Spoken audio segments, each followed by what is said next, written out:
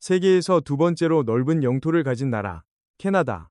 그들의 해안선 길이는 지구를 5바퀴나 감을 수 있는 20만 킬로미터에 달합니다. 하지만 지금 이 거대한 북미의 거인이 자신의 바다를 지키기 위해 태평양 건너 작은 반도 국가에게 구조 신호를 보내고 있습니다. 왜 캐나다는 전통의 우방국이 아닌 대한민국을 주목하고 있을까요? 불과 반세기 전 소총 하나조차 제대로 만들지 못했던 나라가 있었습니다. 그러나 오늘날 그 나라는 핵추진 잠수함을 제외하고 세계에서 가장 치명적인 재래식 잠수함을 건조하는 기술 강국이 되었습니다. 이것은 단순한 무기 수출 이야기가 아닙니다. 생존을 위해 기술을 갈고 닦은 대한민국 방산의 처절하고도 위대한 여정입니다. 독일은 자신만만했습니다. 잠수함의 명가라는 타이틀은 영원할 줄 알았습니다. 그들은 한국의 잠수함이 검증되지 않았다고 주장합니다. 하지만 데이터는 정반대의 이야기를 하고 있습니다. 캐나다 해군이 요구하는 가혹한 작전 환경에서 독일의 명품 잠수함은 치명적인 한계를 드러내고 있습니다. 과연 그 진실은 무엇일까요? 60조 원. 현대 소나타 200만 대를 수출해야 얻을 수 있는 천문학적인 금액입니다. 캐나다 순찰 잠수함 프로젝트는 단일 무기 계약으로는 단군 이래 최대 규모가 될 것입니다. 이 거대한 판돈이 걸린 테이블 위에서 대한민국은 이제 도전자가 아닌 유력한 우승 후보로 거론되고 있습니다. 먼저 왜 캐나다가 이렇게 다급해졌는지 이해해야 합니다. 캐나다는 태평양, 대서양, 그리고 북극해라는 세 개의 거대한 바다와 맞닿아 있습니다. 특히 지구온난화로 북극의 얼음이 녹으면서 러시아와 중국의 잠수함들이 캐나다의 뒷마당인 북극해를 제 집처럼 드나들기 시작했습니다. 캐나다가 보유한 기존의 빅토리아급 잠수함은 노후화가 심각합니다. 툭하면 고장이 나고 심지어 화재 사고까지 발생했습니다. 캐나다 해군은 더 이상 수리하다 끝나는 잠수함이 아닌 한번 출항하면 수천 킬로미터를 조용히 이동해 적을 타격할 수 있는 진짜 원양 작전용 잠수함을 원하고 있습니다. 캐나다의 요구 조건은 까다롭습니다. 거친 북극의 파도를 견뎌야 하고 얼음 아래에서 장기간 매복해야 하며 무엇보다 넓은 태평양을 횡단할 수 있는 긴 항속거리가 필수적입니다. 이 조건은 전 세계에 존재하는 대부분의 재래식 잠수함들을 후보 목록에서 지워버렸습니다. 초기에는 일본의 소류급, 스페인의 S-80, 프랑스의 바라쿠다급도 거론되었습니다. 하지만 일본은 무기 수출 경험 부족과 소극적인 태도로, 스페인은 기술적 결함으로, 프랑스는 호주와의 계약 파기 전력으로 인해 신뢰를 잃었습니다. 결국 남은 것은 전통의 강호 독일과 신흥 강자 한국뿐입니다. 이번 사업의 핵심은 단순히 배를 파는 것이 아닙니다. 기술 이전과 현지 유지보수 인프라 구축이 포함되어 있습니다. 캐나다는 자국 내에서 잠수함을 정비할 수 있는 능력을 갖추길 원합니다. 즉, 물건만 팔고 떠나는 장사꾼이 아니라 함께 기술을 공유할 파트너를 찾는 것입니다. 60조 원이라는 금액에는 12척의 잠수함 건조 비용뿐만 아니라 향후 30년 이상의 수명 주기 비용이 포함됩니다. 이는 캐나다 국방 예산의 상당 부분을 차지하는 만큼 실패는 용납되지 않습니다. 캐나다 정부에게 가장 중요한 것은 납기 준수와 검증된 성능입니다. 그렇다면 왜 독일이 이 경쟁에서 흔들리고 있을까요? 독일의 티센크루프 마린 시스템즈는 전 세계 베스트셀러인 209급, 214급을 만든 잠수함의 제왕이었습니다. 하지만 과거의 영광이 미래의 승리를 보장하지는 않습니다. 독일 잠수함의 신화에 균열이 가기 시작했습니다. 독일이 제안하는 모델은 212CD 2급입니다. 기존 212급을 키운 모델이죠. 하지만 문제는 이 키운다는 개념에 있습니다. 독일 잠수함은 전통적으로 발트해나 지중해 같은 좁고 얕은 바다에 최적화되어 있습니다. 대양을 횡단하며 작전하기에는 체급의 한계가 명확합니다. 독일 잠수함의 가장 큰 약점은 바로 확장성입니다. 캐나다가 원하는 것은 수직 발사관을 통한 지상 타격 능력입니다. 하지만 독일의 주력 모델들은 어뢰 발사관 외에 별도의 미사일 수직 발사 시스템을 탑재해 본 경험이 부족합니다. 설계를 변경하려면 리스크가 따릅니다. 더 심각한 문제는 생산 능력입니다. 현재 TKMS는 주문이 밀려 있어 병목 현상을 겪고 있습니다. 노르웨이와 독일 해군을 위한 주문량도 소화하기 벅찬 상황에서 캐나다의 12척 물량을 제때 공급할 수 있을지에 대한 의문 부호가 붙고 있습니다. 납기 지연은 캐나다에게 악몽과도 같습니다. 과거 한국도 독일의 209급과 214급을 수입해서 썼습니다. 스승과 제자의 관계였죠. 하지만 한국은 단순히 도면을 보고 조립하는 것에 만족하지 않았습니다. 독일 잠수함을 운용하며 겪었던 소음 문제, 연료전지 결함 등을 독자적으로 개량하며 기술을 축적했습니다. 청출어람의 시작이었습니다. 독일 방산 기업들은 복잡한 유럽의 관료주의와 노동법, 그리고 공급망 이슈로 인해 생산 유연성이 떨어집니다. 반면 한국의 조선소들은 세계 1위의 건조 능력을 바탕으로 미친 속도를 자랑합니다. 캐나다 실사단이 한국 조선소를 방문했을 때 가장 놀란 점도 바로 이 압도적인 건조 인프라였습니다. 이제 주인공이 등장할 차례입니다. KSS-2IE 도산 안창호급 잠수함입니다. 배수량 3, 0톤급 이상, 길이 83.5m. 이것은 단순한 잠수함이 아닙니다. 디젤 잠수함의 탈을 쓴 준전략 잠수함입니다. 체급부터 독일의 경쟁 모델을 압도합니다. 도산 안창호급의 가장 강력한 무기는 바로 수직 발사관입니다. 잠수함 등 쪽에 장착된 6개 발사관에서 탄도미사일을 쏘아 올릴 수 있습니다. 이는 적의 요격을 피해 은밀하게 핵심 시설을 타격할 수 있는 캐나다가 그토록 원하던 비대칭 전력입니다.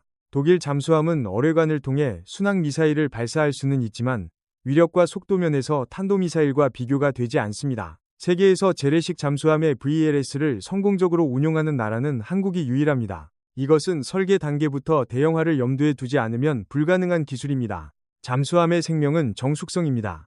도산 안창호급은 음향 무반향 타일과 탄성 마운트 기술을 적용해 소음을 극단적으로 줄였습니다. 바닷속의 유령처럼 적의 소나에 탐지되지 않고 접근할 수 있습니다. 캐나다의 광활한 해역을 감시하기에 최적화된 은밀함입니다. 또한 한국은 인구 감소에 따른 병력 부족 문제를 해결하기 위해 자동화 기술에 올인했습니다. KSS-CEI는 동급 잠수함 대비 적은 승조원으로도 운용이 가능합니다. 인력난에 시달리는 캐나다 해군에게 이 높은 자동화율은 엄청난 매력 포인트로 작용합니다. 장기간 작전을 위해서는 승조원의 거주성도 중요합니다. 좁고 습한 독일 잠수함과 달리 도산 안창호급은 넉넉한 공간을 확보하여 승조원들의 피로도를 낮췄습니다. 이는 3년이 바다인 캐나다에서 수주간 지속되는 순찰 임무를 수행할 때 전투력을 유지하는 핵심 요소입니다. 하지만 KSS-2I의 진짜 혁신은 엔진룸 깊은 곳에 숨어 있습니다. 바로 리튬이온 배터리입니다. 기존의 납축전지는 무겁고 충전 시간이 길며 수명이 짧았습니다. 한국은 세계 최초로 잠수함에 리튬이온 배터리를 적용하여 작전 능력을 획기적으로 끌어올렸습니다. 리튬이온 배터리는 기존 배터리보다 에너지 밀도가 2배 이상 높습니다. 이는 잠수함이 물 위로 부상하여 스노클을 하는 횟수를 획기적으로 줄여줍니다. 스노클링은 잠수함이 적에게 들킬 확률이 가장 높은 위험한 순간입니다. 한국 잠수함은 물속에서 더 오래, 더 깊이 숨을 수 있습니다. 또한 리튬이온 배터리는 고속 기동이 가능합니다. 적의 어뢰가 날아오는 위급 상황에서 순간적으로 최고 속도로 회피할 수 있는 출력을 제공합니다. 납축전지로는 불가능했던 기동성입니다. 이는 생존과 직결되는 문제입니다. 일각에서는 리튬이온 배터리의 화재 위험성을 우려합니다. 하지만 한국은 스마트폰과 전기차 배터리 세계 점유율 1위 국가입니다. 삼성 SDI와 하나에어로스페이스가 개발한 잠수함용 배터리 모듈은 극한의 안전 테스트를 통과했으며 폭발 방지 설계가 2중 3중으로 적용되어 있습니다. 독일도 리튬이온 배터리 기술을 개발 중이지만 한국처럼 실전 배치하여 운용한 데이터가 부족합니다. 잠수함 기술에서 실전 데이터는 돈으로 살 수 없는 자산입니다. 한국은 이미 수년간 바닷속에서 배터리의 성능과 안전성을 입증해 왔습니다. 캐나다는 실험 대상이 되길 원치 않습니다. 기술만큼이나 중요한 것이 바로 지정학입니다. 캐나다 안보의 핵심은 미국과의 공조입니다. 북미항공 우주방 이사령부를 통해 미국과 하늘과 바다를 공유하는 캐나다에게 미국 무기 체계와의 상호 운용성은 절대적입니다. 한국의 KSS-2I는 미국의 전투 체계와 호환성이 매우 높습니다. 한미 연합훈련을 통해 이미 수없이 손발을 맞춰왔기 때문입니다. 반면 독일 잠수함은 독자적인 유럽식 전투 체계를 사용합니다. 유사시 미 해군과 데이터를 주고받으며 합동 작전을 펼치기에 한국산이 훨씬 유리합니다. 최근 결성된 오커스 동맹은 호주에게 핵추진 잠수함을 제공하기로 했습니다. 캐나다는 여기서 소외감을 느끼고 있습니다. 캐나다 내에서는 우리도 핵잠수함이 필요한 것 아니냐는 목소리가 나오지만 미국의 허락 없이는 불가능합니다. 차선책은 핵잠수함에 가장 가까운 재래식 잠수함을 갖는 것입니다.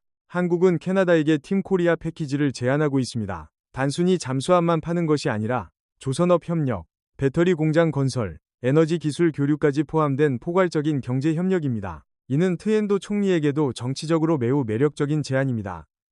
일자리를 창출하기 때문입니다. 이 수주전을 위해 한국의 양대 조선소가 발벗고 나섰습니다.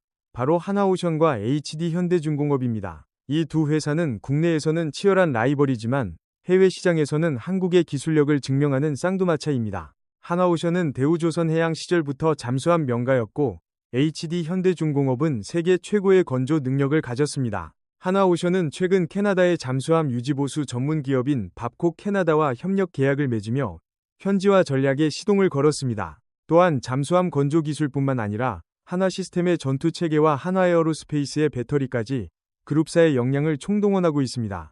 HD 현대중공업 역시 캐나다 현지 조선소들과 파트너십을 맺으며 맞불을 놓고 있습니다. 그들은 필리핀 등지에서 해군 함정을 성공적으로 수출한 경험을 강조하며 납기 단축과 비용 절감 능력을 세일즈 포인트로 내세우고 있습니다. 두 거인의 경쟁은 결과적으로 한국 잠수함의 경쟁력을 높이고 있습니다.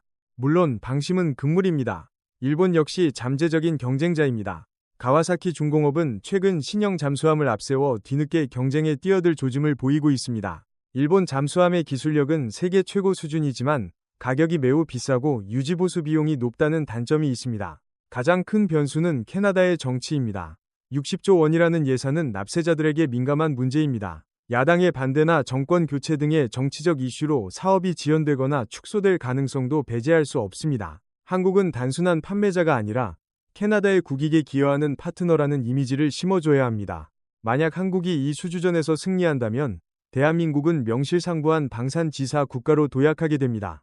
미국, 러시아, 프랑스와 어깨를 나란히 하며 서방 세계의 무기고로서의 입지를 굳히게 될 것입니다. 이것은 반도체 이후 한국 경제를 이끌어갈 새로운 엔진입니다. 캐나다의 차가운 바다를 지킬 잠수함, 그 겉면에는 태극기가 아닌 단풍잎 마크가 그려질 것입니다. 하지만 그 심장에는 한국의 엔진이, 그 두뇌에는 한국의 기술이 숨쉬고 있을 것입니다. 태평양을 건너온 K 잠수함이 북극해의 얼음을 깨고 부상하는 그날을 기대해 봅니다. 여러분의 생각은 어떠신가요?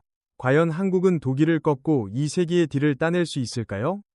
댓글로 여러분의 의견을 남겨주세요. 더 깊이 있는 지정학 분석과 방산 소식을 원하신다면 구독과 좋아요를 부탁드립니다. 한국국제렌즈였습니다. 영상이 끝난 후 잠시 캐나다의 지정학적 위치를 다시 한번 살펴보겠습니다. 태평양과 대서양을 잇는 이 거대한 대륙은 세계 안보의 요충지입니다.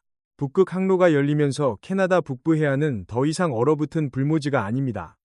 새로운 무역로이자 군사적 긴장이 고조되는 최전선입니다. 이곳을 지키기 위해서는 원자력 잠수함이 가장 좋지만 정치적 제약으로 인해 KSS-TEI와 같은 고성능 디젤 잠수함이 유일한 대안입니다. 북극의 얼음 밑은 소리가 매우 복잡하게 굴절되는 환경입니다. 소나 기술이 그 어느 곳보다 중요하죠. 한국의 소나 시스템은 한반도 주변의 복잡한 조류와 수중 환경에서 단련되었습니다. 이 경험치가 캐나다의 난해한 수중 환경을 극복하는 데 큰 도움이 될 것입니다. 한국 해군은 잠수함 승조원 교육 훈련에서도 세계적인 수준을 자랑합니다. 국제 잠수함 과정을 통해 외국군 장교들을 교육해온 노하우가 있습니다. 캐나다 해군에게 잠수함 운용 기술을 전수하는 데 있어 언어와 문화의 장벽을 넘는 체계적인 커리큘럼을 제공할 수 있습니다. 유지보수 역량 또한 핵심입니다. 한국 조선소들은 선박의 생애 주기 전체를 관리하는 디지털 트윈 기술을 보유하고 있습니다. 캐나다에 있는 잠수함의 상태를 한국에서 실시간으로 모니터링하고 고장을 예측하여 부품을 미리 보낼 수 있는 스마트한 시스템입니다. 독일과의 경쟁에서 이기기 위해서는 외교적 노력도 병행되어야 합니다. 한국 정부는 캐나다와의 수교 60주년을 맞아 포괄적 전략 동반자 관계를 격상시켰습니다. 방산 협력이 단순한 무기 거래를 넘어 양국 관계를 굳건히 하는 접착제가 되어야 합니다. 친환경 트렌드도 무시할 수 없습니다. KSS-EI의 연료전지 시스템은 소음뿐만 아니라 배출가스도 획기적으로 줄였습니다. 환경보호에 민감한 캐나다 정부에게 친환경 잠수함이라는 키워드는 의외로 강력한 설득력을 가질 수 있습니다. 이제 주사위는 던져졌습니다. 캐나다 국방부는 곧 최종 후보를 선정할 것입니다. 한국 방산의 역사를 새로 쓸 이 거대한 도전을 우리는 숨죽여 지켜봐야 합니다. 결과가 어떻게 되든 대한민국이 여기까지 왔다는 사실만으로도 가슴 벅찬 일입니다. 기술적 세부 사항을 조금 더 들여다보겠습니다.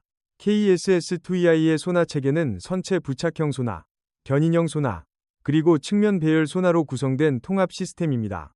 이는 전방위 360도를 빈틈없이 감시할 수 있게 해줍니다. 공기분류 추진 체계 역시 한국 잠수함의 자랑입니다. 수소 연료전지를 이용해 공기 없이도 전기를 생산합니다. 독일 지멘스의 기술을 기반으로 했지만 한국은 이를 독자적으로 개량하여 효율을 높였습니다. 이제는 독일 기술을 뛰어넘었다는 평가를 받습니다. 무장 능력의 다양성도 강점입니다.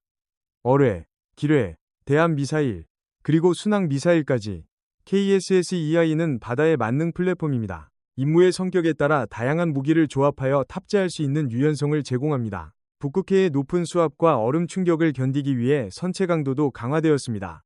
고장력 특수강을 사용하여 더 깊은 심도까지 잠수할 수 있습니다. 이는 적의 대잠 헬기가 탐지하기 어려운 깊은 곳으로 숨을 수 있음을 의미합니다. 통신 시스템은 위성통신과 수중통신을 모두 지원합니다.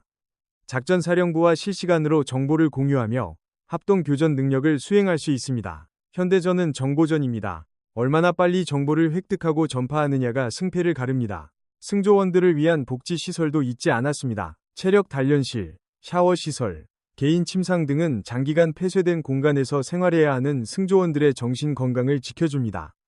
사기는 곧 전투력입니다.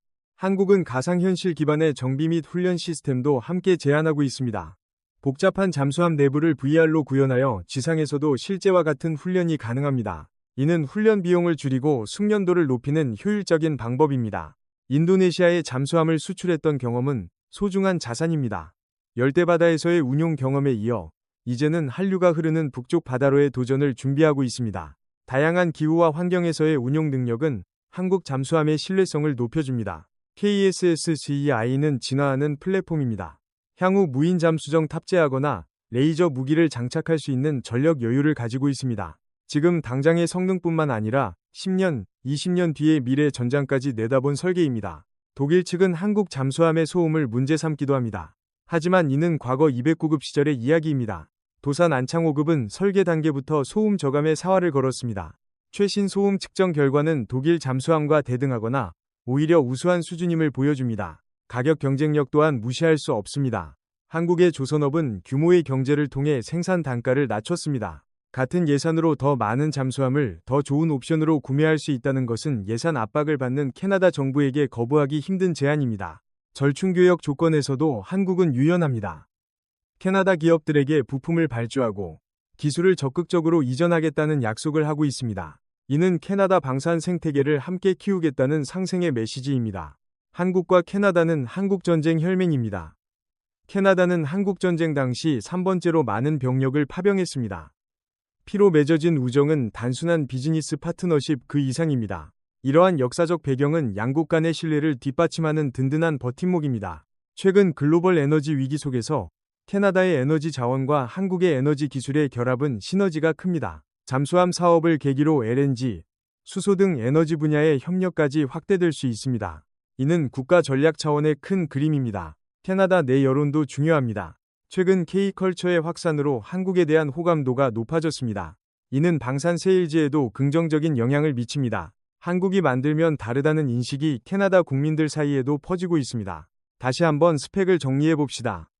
3영통급 이상의 체급, 수직발사관 탑재, 리튬이온 배터리, AIP 시스템, 그리고 강력한 소나 체계. 이 모든 것을 갖춘 채 실전 배치되어 운용 중인 잠수함은 전 세계에서 KSS-EI가 유일합니다. 이것은 페이퍼 스펙이 아닌 리얼 스펙입니다. 캐나다는 2030년대 중반까지 첫 번째 잠수함을 인도받길 원합니다.